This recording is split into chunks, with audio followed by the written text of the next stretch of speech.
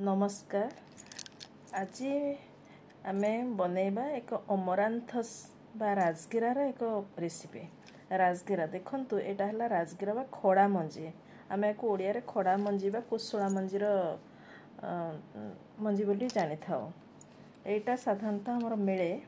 हम पाख मॉल मानकरे कि आपन ताको ऑनलाइन रे मध्ये पाइबे। राजगिराटा हला गोटे सीडो सीरियल देखंतु मु आम बनैछि एटा पैनटा बसे पैनटा ताती गला परे आमे जेमती मुढ़ी बनाती सेमती राजगिरार अल्प किछि पके ताको आपण एई फॉर्म रे जेमती मु बनाउछि सेमती आपण ताको पफ्ड राजगिरा बा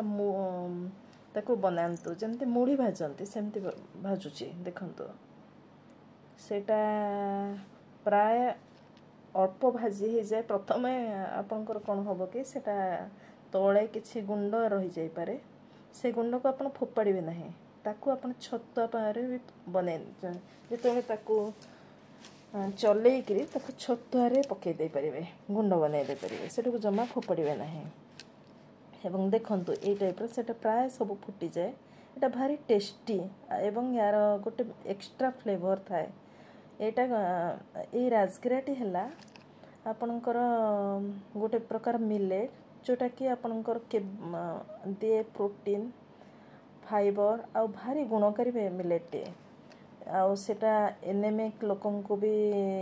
खाइबा को बहुत भलो से मानक पे बहुत भलो आमर हाड़ शक्त रखे देखंतु एमती टाइप रखिबे एमती टाइप भाजी देले सेटा हो जाए। आउ किछ सम परे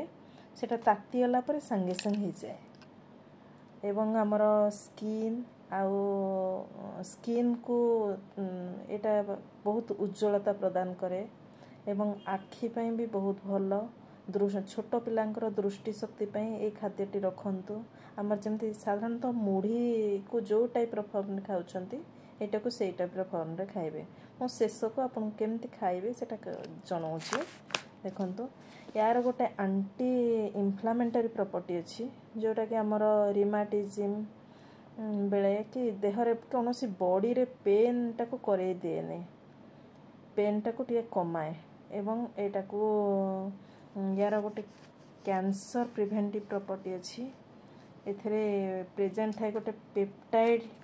ल्यूनासिन नामक जोटा कि हमको कैंसर करिया को देनी। वर्तमान तो जानथिबे कैंसर टा बहुत रेट रे बढ़ी चलछि आपण ए खाद्यटा को शामिल करंतु खाद्य रे एवं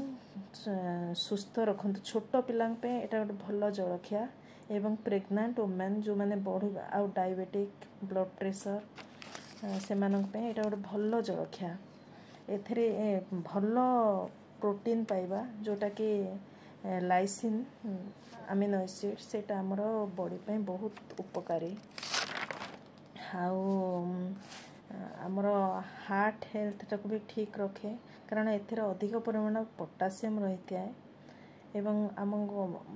रेगुलेट करे ब्लड प्रेशर को कोलेस्ट्रॉल जो भलो कोलेस्ट्रॉल टाको वृद्धि करे एवं खराब कोलेस्ट्रॉल टाको ये कमे दे थाए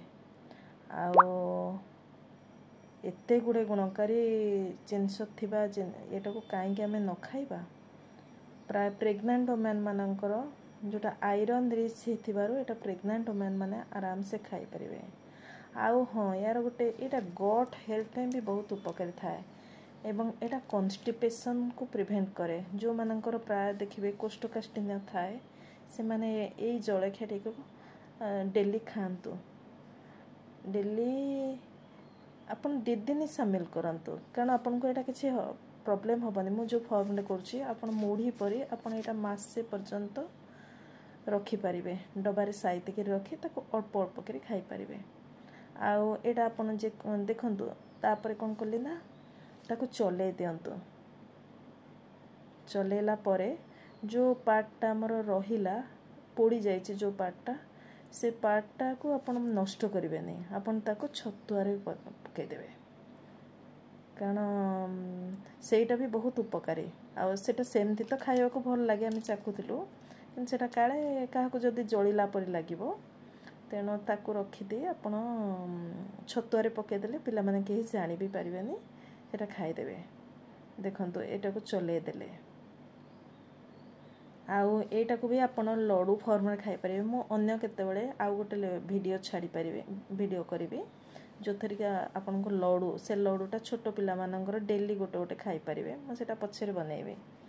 आउ आज केवल गोटे प्रकार जलखिया प्रस्तुतटा देखि देउछे आउ एटा को भाजी करी आपण प्राय 1.5 मास 3 मास चाहे एटा रहिबो जेंदे मुढ़ी भजाटा रहे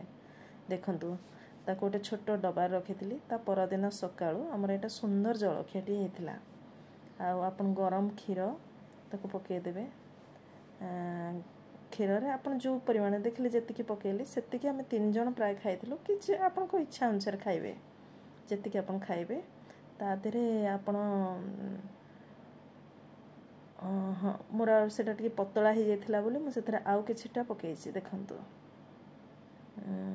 से पफ्ड अमरांथस आउ किछटा पकेली हाँ सेथरे टिके महू ऐड करछि आपण चाहिले गुड़ पके परिबे आउ आपनकर जे कोनोसी फ्रूट्स घरे थिबो अवेलेबल थिबो मु एथरे एप्पल पकेइछि ग्रेप्स पकेइछि प्रोमोग्रेनेट भी आपण पके परिबे मोर नथिला बोली प्रोमोग्रेनेट पकेइनी आपण को मन पिलार पसंद अनुसार जेकोसी फ्रूट्स तक पकईकरी ताको सर्व करेंगे देखंतु केते सुंदर जलखियाटे ये खाइले बहुत समय एटा फाइबर रिच थाए तेणु ये बहुत समय पेटरे रहे निजे खातु एवं सुस्थ रहंतु।